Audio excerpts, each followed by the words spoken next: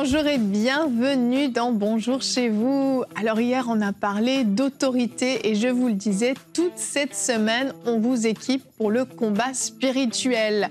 Et une chose qui est utile de savoir quand on est attaqué, c'est que Dieu est avec nous, même si on traverse la vallée de l'ombre de la mort, Dieu est avec toi. C'est un encouragement aujourd'hui qu'on te fait avec Aurélie et notre invitée qui sera avec nous toute la semaine, Audrey Mac. Quelle joie! Ça va toujours, Audrey? Ouais, ça va super bien. Surtout encore mieux maintenant que je suis sur le plateau. Ah, bah forcément, forcément. Comment on dit en anglais, ma happy place. Oh, oui. C'est ma... La bonne place. Oui, la Oui. place. C'est vrai qu'en français, il n'y a pas vraiment de terme comme ça pour dire, mais on comprend happy place, la place où tu te sens bien, le lieu où tu te sens bien. C'est ça, exact. Oh, on est content de t'avoir avec nous. Hier, on a parlé d'autorité et tu as fait une rubrique réponse d'experts qui était vraiment super sur notre langue, à quel point on peut autoriser et interdire des choses. Tout au cours de la journée. Vraiment, vraiment. Si vous ne l'avez pas écouté, allez-y parce que vous l'aurez compris, c'est toute une semaine d'équipement. Ne manquez pas d'épisode parce que sinon, il va vous manquer un bout. Bah oui. Et aujourd'hui, Audrey, tu vas être notre coach. Tu vas nous dire comment vaincre la peur de vivre un drame. Alors, on va vraiment se préparer et savoir comment affronter, parce que c'est vrai que des fois, la vie a des hauts et des bas. Et que faire et comment faire quand on est dans cette vallée. Et je vais, ce qui est ma spécialité, je vais tuer une petite vache sacrée. Et hier, hors antenne, je t'ai demandé, est-ce que tu y vas à la flèche ou au fusil à pompe? Et toi, tu m'as dit au bazooka. Au bazooka, on n'hésite pas, on y va à fond. On désintègre les vaches sacrées. Au cas où vous ne connaissez pas cette expression d'Audrey, j'en doute, mais je vous le dis, une vache sacrée, c'est une forteresse, une mentalité qu'on peut avoir, mais qui est fausse, un mensonge dans lequel on croit. Et Audrey, c'est sa spécialité. Elle les dézingue. Allez, on va commencer cette émission avec Aurélie dans la pensée du jour.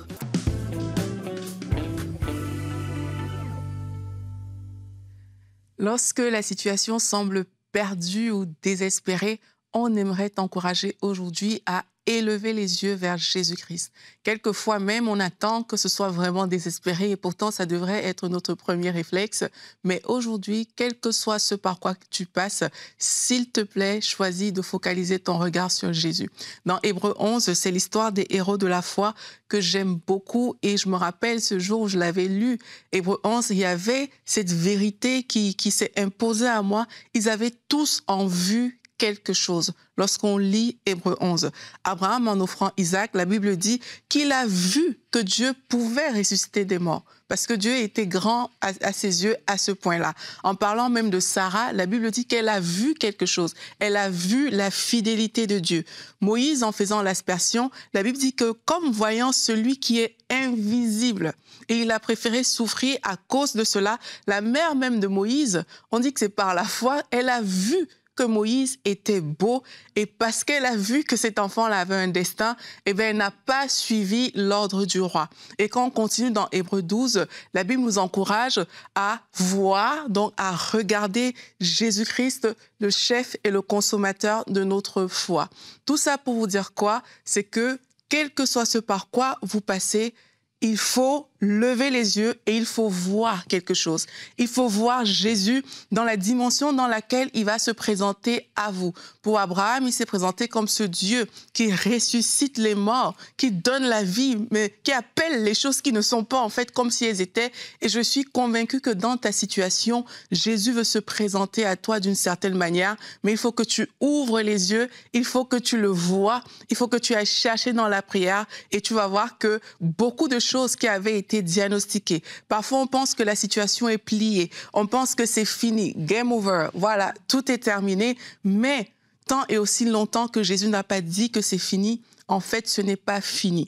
Et on le voit dans la parole de Dieu. La femme à la perte de sang, les médecins avaient dit que c'est terminé. Il n'y avait plus rien à faire pour elle, mais Jésus n'avait pas dit ça. La fille de Jairus, on lui a dit, n'importune plus le maître. En fait, c'est fini, ta fille est déjà morte, mais Jésus n'avait pas dit son dernier mot. Et je ne vous parlerai même pas de Daniel dans la fosse aux lions ou encore de ses amis dans la fournaise. On pensait que c'était fini, mais Dieu a agi. Moïse devant la mer Rouge, on pensait que c'était fini pour eux. L'armée du Pharaon était juste là derrière. Mais Dieu a agi. Et je veux te dire ça, c'est peut-être fini, ça semble peut-être fini dans le naturel, mais pour Dieu, ce n'est pas fini. Donc, quelle que soit la situation par laquelle tu passes aujourd'hui, peut-être qu'il y a un verdict qui t'a été donné. Je t'annonce que c'est peut-être fini pour les hommes, mais pour Dieu, ce n'est pas fini. Un médecin peut te dire que c'est terminé. Et il y a une situation qui peut tellement t'accabler que tu penses que c'est fini, mais ce n'est pas terminé parce que même sur les ossements desséchés, eh bien, l'Esprit de Dieu a la puissance de souffler et donner la vie à ce qui était mort et à ce qui est sec. Donc, je prie aujourd'hui que ce souffle de vie souffle sur ta situation et que la vie de Dieu revienne dans cette situation-là alors que tu fixes tes regards sur Jésus-Christ. Amen, merci. Ça encourage tellement de repenser à toutes ces histoires extraordinaires où tout semblait perdu, effectivement. Et en fait, la question, c'est pas trop est-ce qu'un jour, je vais passer dans la vallée de l'ombre de la mort ? On va y passer. D'une façon ou d'une autre, on vit des temps difficiles. Mais plutôt, est-ce que je vais être capable de voir que Dieu est avec moi dans cette vallée-là ? Est-ce que je vais être capable de ressentir sa présence malgré toute l'oppression, malgré toute la tristesse, malgré toutes les émotions négatives que je ressens? Est-ce que je vais être capable de me connecter à lui? Et le psaume 23 au verset 4, le psaume 23, il est magnifique et vous l'aurez compris, ce titre d'émission est inspiré de ce verset, nous dit « Mais quand je marche dans la sombre vallée de la mort, je ne redoute aucun mal, car tu es avec moi. Ta conduite et ton appui, voilà ce qui me réconforte. » Et c'est ça qu'il faut chercher en fait. Quand on est dans cette vallée-là, quand on la traverse, c'est ça qu'il faut chercher. Chercher à trouver le moyen de se connecter à lui, trouver le moyen de ressentir sa présence, trouver le moyen de trouver le réconfort. Et là, il y a quelque chose d'extraordinaire qui arrive, c'est ce repos de la foi. Le repos de la foi, c'est tellement extraordinaire quand ça vient.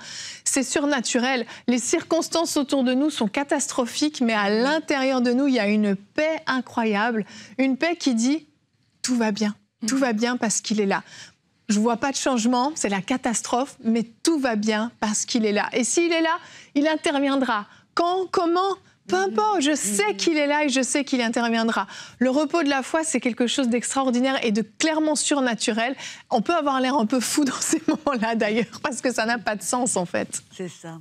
Et moi, je vois, c'est quelque chose de puissant, même avec ce que Aurélie a enseigné, même ce repos de la foi, comment ça vient ? Oui. Parce qu'on fixe notre regard sur Jésus. Et j'aime bien qu'on voit tous ces héros de la foi, parce que souvent on voit la Bible qui est divisée en chapitres et versets, et on ne voit pas qu'il y a comme une continuation.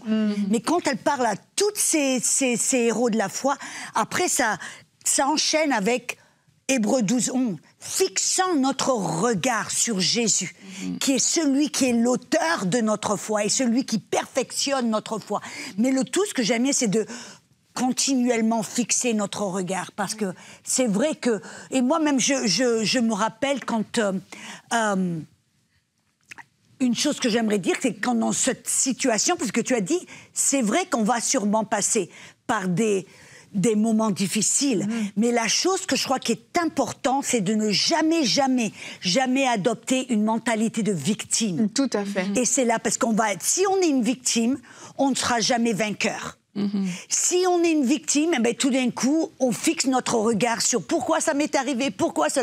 Et moi, je me rappelle même quand le Seigneur m'a réveillée à 1h du matin, 3 jours d'affilée, et il m'a dit, il y a du cancer dans ton corps, chose à laquelle je n'avais jamais même pensé. Immédiatement, la pensée est, pourquoi ça m'arrive à moi ? Pourquoi est-ce que cette vallée de la honte à moi, ça m'arrive ? Mais immédiatement, le Seigneur m'a dit, non. Ce problème peut devenir ta plus grande victoire. Wow. Parce que toute attaque, si on a la bonne perspective et qu'on refuse de se voir comme une victime, mais comme un vainqueur, parce qu'on ne peut pas être l'un et l'autre en même temps. Tout à fait. Si on se dit, non, je ne suis pas une victime, c'est pas « oh, pourquoi moi ?» Non, mais... Et qu'on choisit de fixer notre regard sur Jésus, comme tu as dit, Aurélie, cette vallée de l'ombre de l'amour peut devenir notre plus grande opportunité. Et c'est ce que j'ai entendu dans mon salon. Et tout d'un coup, j'ai vu, waouh, ça peut devenir mon plus grand témoignage. Et les gens me demandent souvent, Audrey, comment tu as commencé dans le ministère de guérison?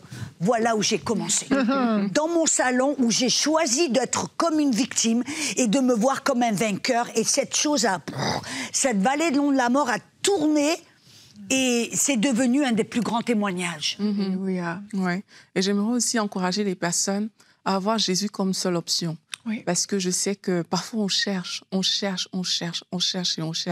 Et c'est seulement qu'on est fatigué de chercher et on voit que ce qu'on a fait, ça ne marche pas en fait. Oui. C'est là où enfin on décide de tourner le regard vers Jésus et de dire « Ok Seigneur, je m'abandonne à toi ». Mais la réalité, c'est que dès le départ, quand j'entends comment Audrey, elle explique ce qui s'est passé dès le départ, il y a eu quelque chose qui s'est passé avec Dieu. Dieu était dans l'équation dès le début. C'est pas quand, à la fin, les médecins te disent qu'il te reste 3 jours que là, Dieu intervient dans l'équation. C'est vraiment dès le départ. Donc, je veux encourager des personnes aussi dans ce sens. Jésus, c'est la seule option. Et la Bible nous dit que si quelqu'un est triste, qu'il fasse quoi? Qu'il prie. Et je crois que, alors que tu vas comme ça chercher Jésus dans la prière, à un moment, le Seigneur Jésus va se révéler à toi d'une certaine manière. Pour certaines personnes, il va se révéler peut-être comme le Dieu qui délivre. Et c'est sur ça que ta foi va se bâtir. Seigneur, tu es le Dieu qui délivre même des fosses les plus profondes. Je sais que tu peux me délivrer. Pour certaines personnes, Dieu va peut-être se révéler juste comme le Dieu qui guérit. Et c'est sur ça que tu vas bâtir. Et quand on voit dans la parole, Dieu s'est révélé d'une certaine manière. Même avec les héros de la foi, ils ne voyaient pas la même chose. Ils voyaient Dieu dans différentes dimensions, comme il s'est révélé à eux. Et parfois, on manque cette révélation-là parce qu'on n'a pas fixé les regards sur Jésus-Christ, parce qu'on a plusieurs choix, plusieurs options devant nous. Donc, je nous encourage vraiment à aller creuser dans votre situation et à une révélation de Jésus-Christ qui est disponible pour cette situation-là. Et alors que vous allez la recevoir, restez là et engagez même le prophétique par rapport à ce que vous allez recevoir de Jésus. Commence à parler par rapport à cette chose-là et c'est comme ça que tu vas marcher dans ta victoire aussi. Amen. Il y a un chant que j'aime beaucoup, c'est Waymaker. C'est une de mes favoris. Je trouve que c'est le meilleur chant à déclarer. C'est vraiment à déclarer dans les temps difficiles. Parce que, oui, on est en train de déclarer ce que Dieu fait, mais il y a ce moment, ce passage qui dit même si je ne le sens pas, tu es là, même si je ne te vois pas, tu es là, et tu agiras encore. Et ça, je crois que c'est des fois des choses qu'il faut déclarer et parler à son âme dans ces moments-là. Moi, quand je chante ce chant, je parle à mon âme et je lui rappelle que peut-être mes 5 sens ne sentent pas la présence de Dieu, ne voient pas la présence de Dieu, mais je sais qu'il est là et je sais qu'il agira. Et quand tu chantes ce chant, tu es en train de déclarer sa toute-puissance, tu es en train de déclarer ce qu'il fera et tu es en train de dire, il va agir, je le sais, j'ai cette conviction, cette certitude qu'il va agir. Et je crois vraiment que dans ces moments-là, la louange, l'adoration est essentiel pour justement fixer nos yeux sur Christ. On a besoin de lever nos yeux dans ces moments-là et dans les temps de louange, d'adoration, que ce soit à votre église locale, dans votre voiture, sous la douche, dans votre maison, peu importe, remplissez-vous de louanges, d'adoration qui déclarent qui est Dieu, ce qu'il est, ce qu'il va faire et ce qu'il peut faire. Et c'est nécessaire pour vivre un renouvellement de l'intelligence, mais je ne vais pas aller plus loin parce que ton bazooka est chargé et prêt, je le sens, je tremble déjà. On va enchaîner, on va voir comment vaincre la peur de vivre un drame dans la rubrique Conseil du coach.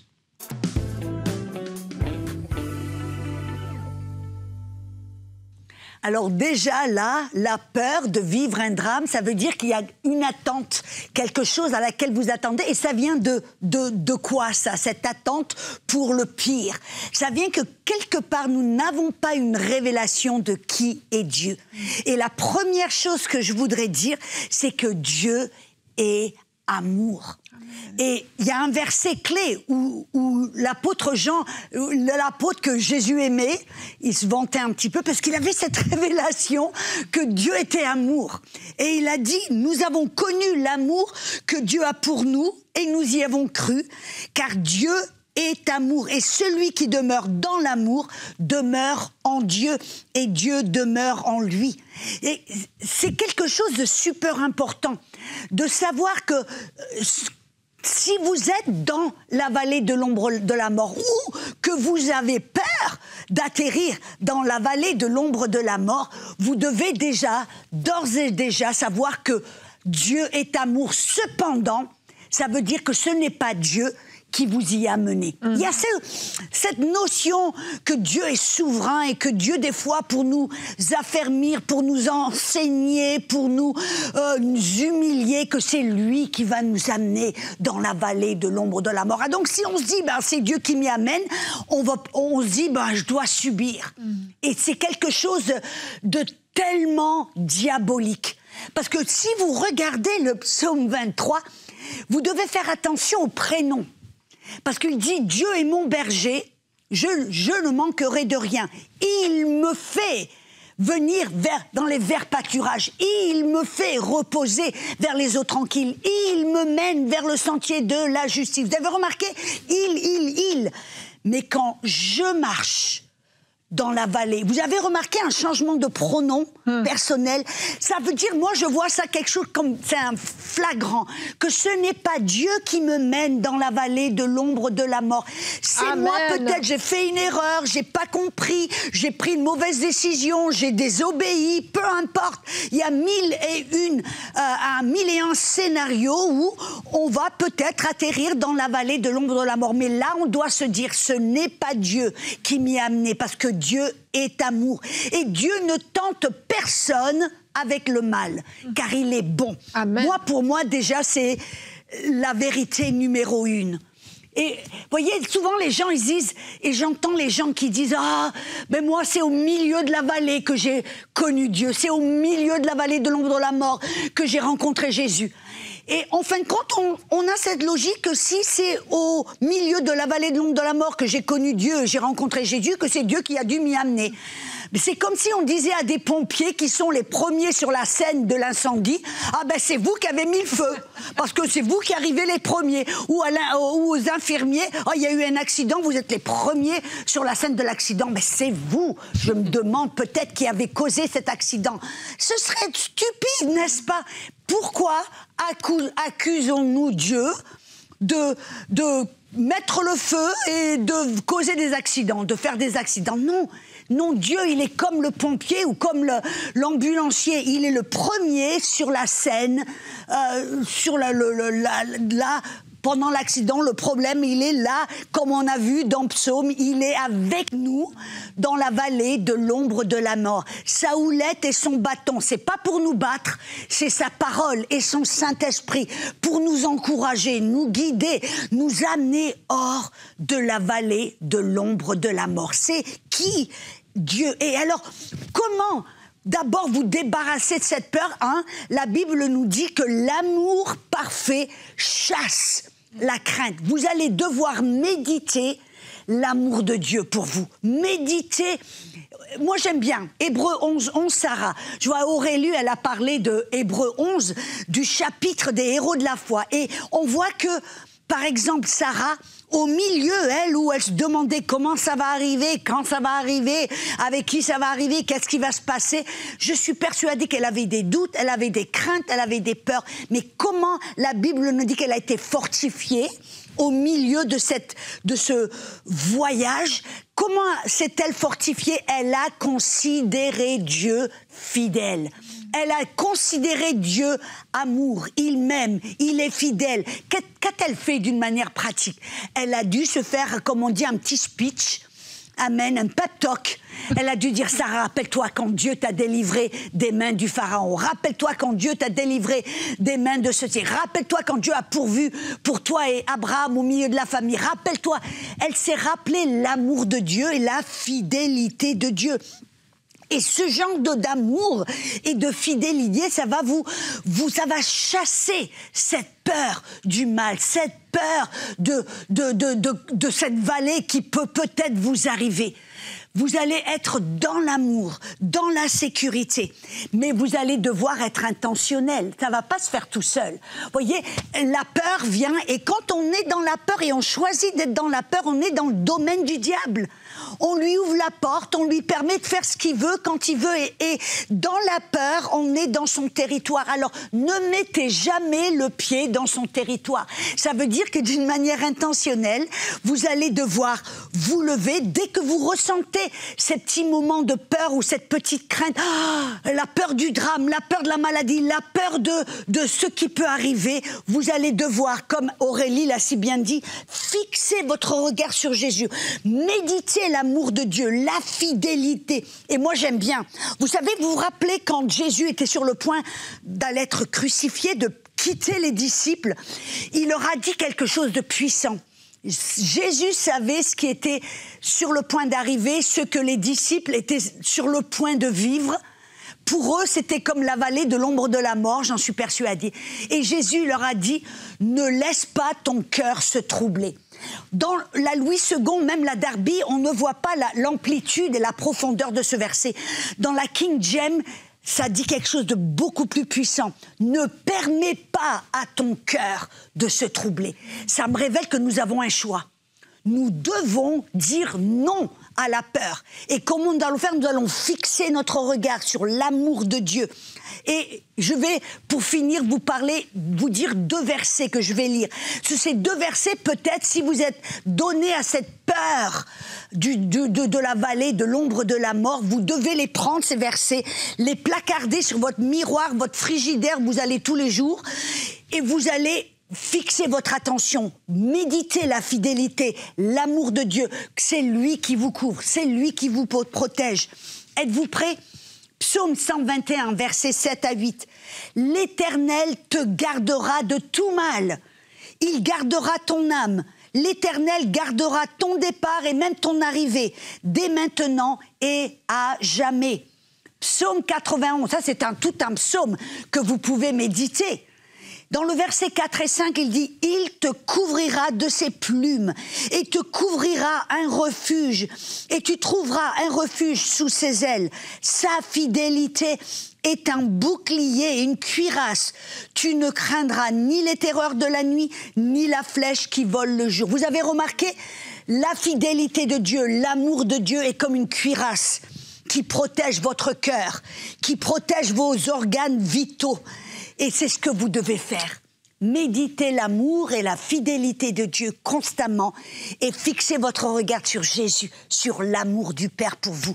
Amen. Et vous allez rester dans la paix, dans l'amour de Dieu, et la peur de l'ombre de la vallée de la mort ne vous touchera pas et vous serez en sécurité. C'est super important ce que tu partages parce que tu touches à des points essentiels. De un, Dieu n'est pas l'auteur, c'est pas lui qui nous emmène là. Et ça, c'est hyper important. Parce que quand on comprend ça, déjà là, on change notre mentalité. Et 2, si on est dans la peur, on est sur le terrain de l'ennemi et donc on lui donne tout l'accès. C'est les 2 erreurs fondamentales qui arrivent presque systématiquement. Elles sont tellement connectées. Exactement, mais tout à fait. Mais c'est là, c'est là où l'enseignement est essentiel et des émissions comme on fait aujourd'hui sont essentielles parce que ça permet de remettre en place des fondements qui sont hyper importants. Si tu penses que Dieu t'a voulu là, comment tu peux avoir une attitude combative? Non. Comment tu te dis, non, je suis dans la volonté de Dieu, et la passivité dont on parlait hier, elle est clairement présente dans ces moments-là. Et donc on est en train de subir et on se dit, quand Dieu voudra, il me sortira de là. Et mais qu'on le veuille ou non, ça affecte notre vision de Dieu, l'image qu'on a de lui. Exactement. Comment peut-il être bon, fidèle et tout-puissant et en même temps me vouloir là et me laisser là? Il y a quelque chose qui ne marche pas. Donc peu à peu, mon image de Dieu va se déformer et je vais commencer à douter un peu de sa bonté, un peu de sa fidélité, puis un peu de sa toute-puissance. Et qu'on le veuille ou non, ça affecte notre foi, ça affecte notre relation avec Dieu. Et c'est ce que le diable veut.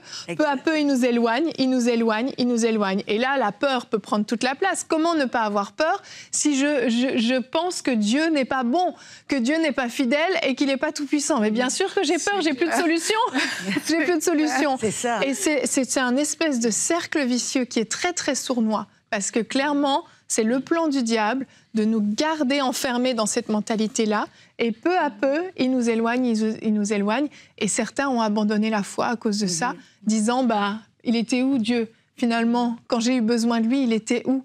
Il a voulu que je vive ça. Comment il peut être Dieu s'il a permis tout ça dans ma vie? Mais on ne peut pas moi, je trouve que c'est trop facile. C'est un raccourci C'est vrai. De faire ça parce qu'il y a toujours notre part à faire. Oui. Quel que soit ce par quoi on passe, il y a notre part. Et notre part, c'est de manifester la foi. Et j'aime beaucoup ce que Audrey a dit parce que c'est clair de juste méditer sur l'amour de Dieu. Tellement. Quand tu médites sur l'amour de Dieu, il y a des vérités indéniables qui vont te frapper au point où il y a beaucoup de choses qui vont s'écarter de ta façon de penser. Il y a des raisonnements qui vont tomber. Et je crois que parfois, on cherche des solutions très rapides, du style, OK, je suis malade aujourd'hui, je vais être guéri demain. Il faut que Dieu me guérisse. Mais on ne comprend pas que cette méditation dont on parle sur l'amour de Dieu, Dieu ne veut pas juste te donner une guérison. Dieu veut te libérer des raisonnements très profonds à l'intérieur de toi qui vont te permettre d'accomplir ta destinée. Et c'est de loin meilleur que la simple guérison que tu cherches, en fait.